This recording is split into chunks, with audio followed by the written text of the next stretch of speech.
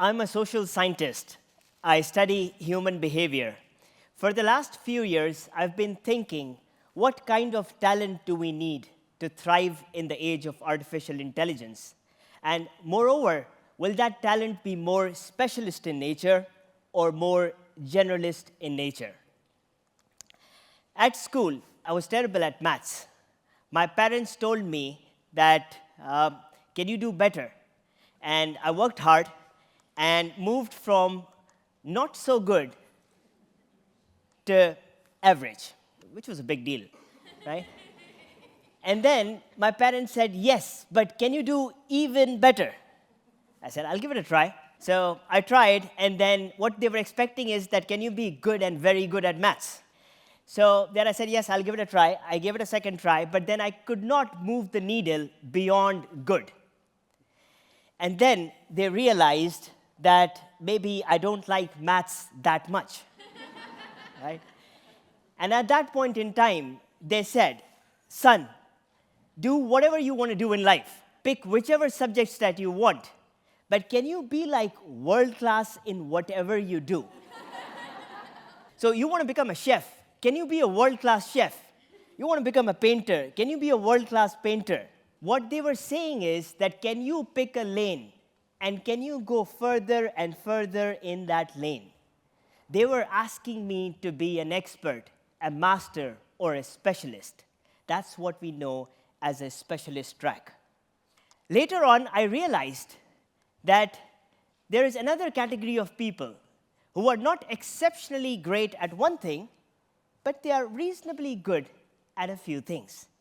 And not everyone is on the path that they should have one core expertise. And that's what we know as the generalist track, which is generalists are those who have multiple passions, reasonably good at a few things, as compared to being exceptionally great at one thing. So generalists, as you can imagine, they have mostly non-linear careers, whereas specialists, they have pretty linear careers. Now, the question that I've been asking, do we need more specialists or do we need more generalists? I looked at the employment trends in the United Kingdom for the last 2 years. And the reason I was looking at the last 2-year bracket was because that's the time since the arrival of the ChatGPT and LLM models and extensive use of AI that we have seen at the workplace. And looking at the data, what I saw was that employers are now hunting, not just hiring. Employers are now hunting for generalists more than specialists. So what I found out was that generalists are now, in the age of AI, in high demand. And why is that so? AI can code, AI can crunch data, AI can diagnose patterns faster than what we have seen in the past. But what AI can't do yet is to combine, translate, and connect the way we humans can. What AI can't do is to see the big picture like the way we humans can. And this combining, translating, connecting, and seeing the big picture, these are pure traits of a generalist as opposed to a specialist. And that's what the employers are looking for now. And that's why there's a rise of generalists at the workplace. So that's the first question answered, that do we need more generalists or specialists in the age of AI? The next question that I had was, how can I be an effective generalist? Now, the point is that if I want to be a specialist, there are universities, degrees, apprenticeships to take a linear track. But if you want to be a generalist, I struggle to find a course, a degree program, apprenticeship. Then the second question is that, are all generalists the same? So in medicine, they say that a nephrologist is different from a cardiologist. In business, they say that an accountant is different from a marketeer, right, based on their specialization. But when we talk about generalists, we put them all in the same basket, right? So you're a generalist, you're also a generalist, but then are you different? No, maybe you're all the same, in the same basket. But if you're a specialist, you're different. If you're a specialist, you're different. If you're a specialist, you're different. So that led me to write the book, The Generalist Advantage. Just like not all specialists are the same, not all generalists are the same. For the last 3 years, I've been studying close to 2,500 executives. And what I found out was a super interesting combination between skills and domains. So skill is the ability to do something. So if you can do something, a task, that's a skill. But in order to be an effective generalist, the more skills you have, the better you are. Pretty obvious, right? Moving to the domain side. So domain is the industry that I work in. So for example, I work for a hospital or a bank or for aviation, for automobile. So in order to be an effective generalist, the more industries I've explored, the more domains I've explored, the better it is. So if I look at the combination between these two dimensions, skills and domains, I was able to classify generalists into 4 types. Skill enhances our capability. Domain is about different perspectives. So let me take you to the journey of the 4 generalists at the workplace. The very first one, shallow generalist. So I used to work for a German multinational engineering company, and I remember a phone call at 2 a.m. in the night, and it said that we have a problem. The turbine is not working, right? So the plant is at risk. So I rushed to the site, and as I reached there, so there were engineers running around, papers flying, alarms flashing. It looked like a Hollywood disaster movie, except that nobody was good looking, except me. Yeah. And at that point in time, a colleague of mine, Ben, he arrived on the scene, and he looked at the data in the situation room, and in a few seconds, he said, "It's not the turbine. Man, it's the coolant valve." And then half of the room looks at him and says, "Is he right? Is he not?" Yeah. But then they check the data and the numbers, and he's absolutely right. Right? That's the first type of generalist, called as the shallow generalist. So Ben, in this case, had expertise in turbines, and in terms of domain, for a large part of his life, he was working in engineering companies. That qualifies as the first type, which is the shallow generalist. The key advantage that they have is high credibility, because in a time of crisis, it's the deep mastery that helps. Shallow generalists, they enjoy high credibility in a time of crisis. The flip side is that we invited Ben at a meeting after that, and the team asked Ben that what should be our course of action after that incident, and he would freeze. So it was difficult for him to see the big picture in terms of strategy. It was difficult for him to zoom out, and that's what we have seen sometimes with shallow generalists who are experts in a very narrow area. So have you seen shallow generalists at the workplace, right? So in terms of generalism, they may be shallow, but in terms of expertise, they are fantastic, right? But in terms of generalism, that's the first block to get started. Moving on, the next one is the second type of generalist, which is the domain generalist. So I was working in the Middle East, and we got a call from one of the leading banks, which was in a challenging time. So their customer service was all-time low. And they called us that, "Can you help us with that?" So a consultancy project that we were looking at. So I asked my colleague Rebecca to join us for that meeting. Now, Rebecca had worked in the 5-star hotel before, right? So hospitality industry. And then she worked at an e-commerce company, retail industry. And then she was working with us in the management consulting industry. So she had changed more industries than the job titles.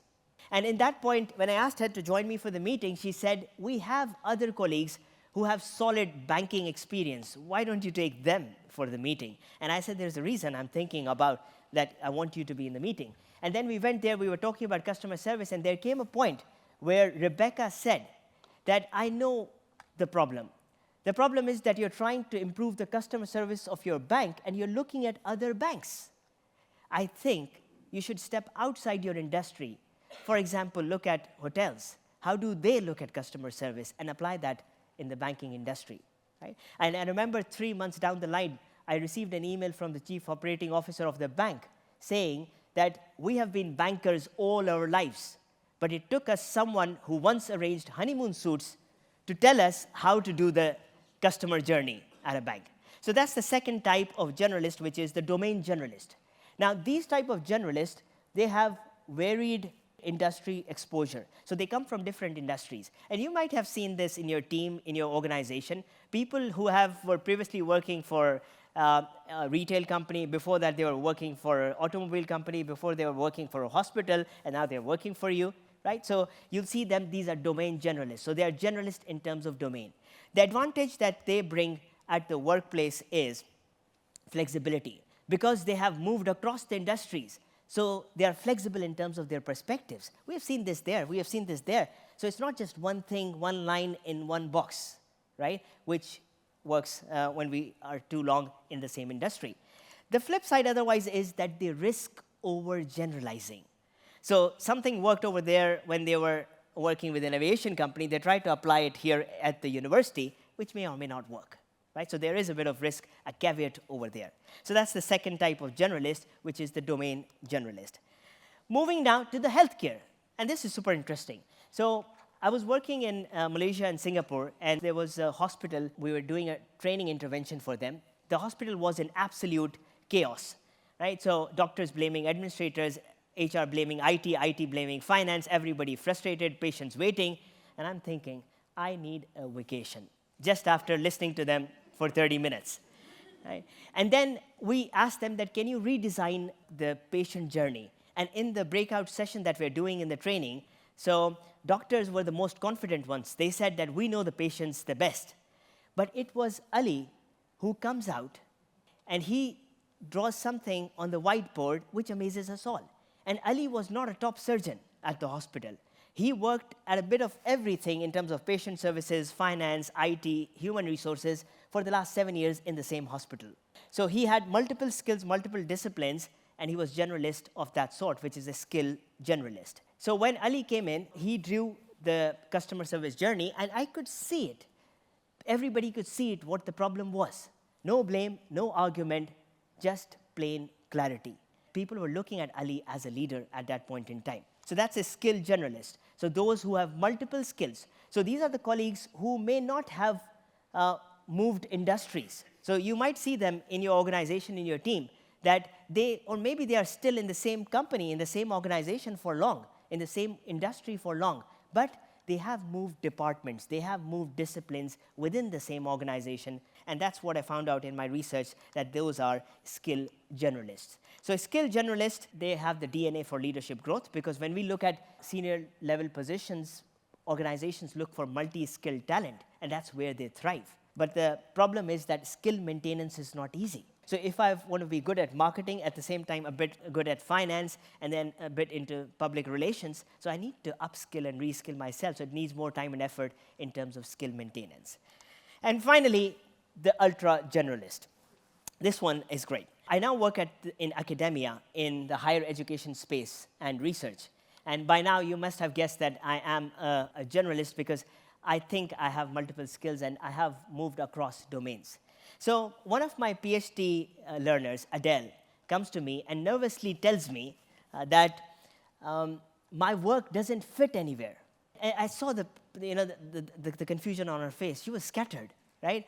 And she said, but now, if you look at her profile, Adele, she studied music, and then she studied finance. No connection between the two, right? And then she was studying, then she completed a degree in psychology. And now she's doing PhD in artificial intelligence with me. So I'm not to blame, yeah? So ask her, right? Right? So I remember the very first meeting with her in terms of discussing the research proposal, and her ideas were chaotic, and if I'm allowed to say, nonsensical, right? But she was proud of her bold intersections.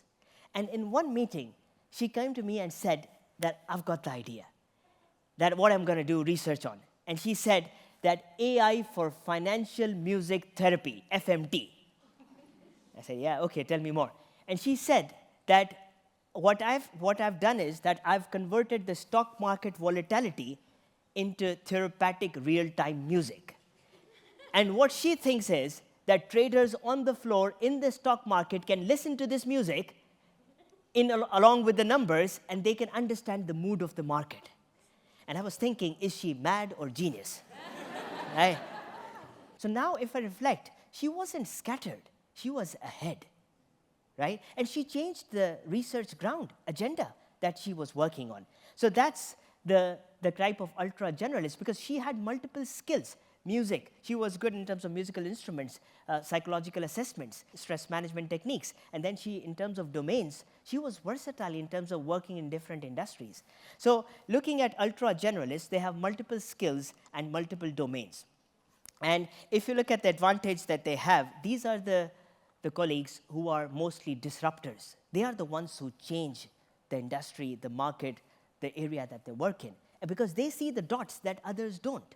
The flip side, however, is that their progress is slow at the start, because they are putting too much effort in terms of discovering other domains, other skill areas, and that breadth. So their progress may be slow at the start.